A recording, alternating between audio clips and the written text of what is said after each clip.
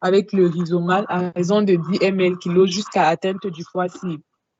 Mais quand même, on laisse le cathéter en place. On alterne le rhizomal avec le F75. Si l'enfant ne s'améliore pas après la première heure de bolus de SSI, on va supposer que l'enfant est en état de choc septique. On peut donner une perfusion d'entretien à raison de 4 ml/kg par heure.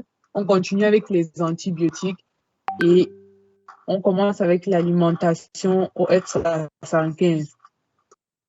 Si pendant le traitement, l'état de l'enfant s'aggrave, on a une accélération de la fréquence respiratoire ou alors un pouls qui est augmenté de plus de 25 pulsations par minute, il faut arrêter la perfusion et surveiller. La prise en charge de l'anémie se fait à base du sang total chez le malnutri. Et puis même, la transfusion se fera uniquement si on a un taux d'hémoglobine qui est inférieur à 4 grammes par décilitre ou une hématocrite inférieure à 12%. On transfuse le sang total à raison de 10 ml/kg pendant 3 heures. Et si c'est le kilo globulaire dont on dispose, ce sera à raison de 5 à 7 ml/kg. Et que ce soit le sang total ou le kilo globulaire, on va mettre du Lazilix à raison de 1 mg/kg en IV en début de transfusion. On surveille les signes de réaction transfusionnelle. Si jamais ceux-ci surviennent, on arrête la transfusion. La prise en charge des troubles hydroélectrolytiques va se faire par des supplémentations dans les laits.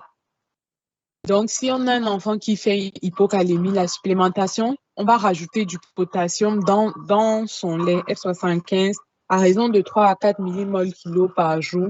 Si c'est une hypomagnésémie, on rajoute à raison de 0,4 à 0,6 mmol/kg par jour.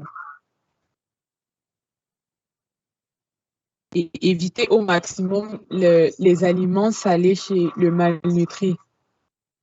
En cas de défaillance cardiaque, il faut arrêter toute alimentation per hausse et toute perfusion, donner du Lazilix pour dépléter le malade.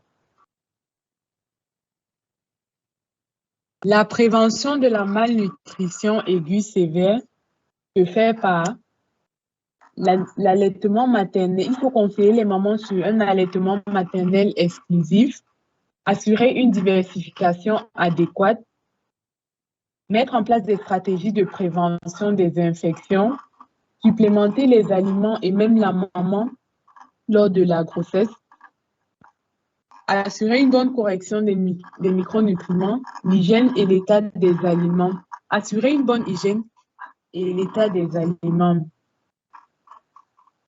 En conclusion, nous pouvons dire que la malnutrition est un problème majeur de santé publique et surtout dans les pays en voie de développement. Elle a une morbimortalité qui est lourde, la prise en charge elle est curative et surtout préventive et elle a un volet psychologique qui est important. Je vous remercie.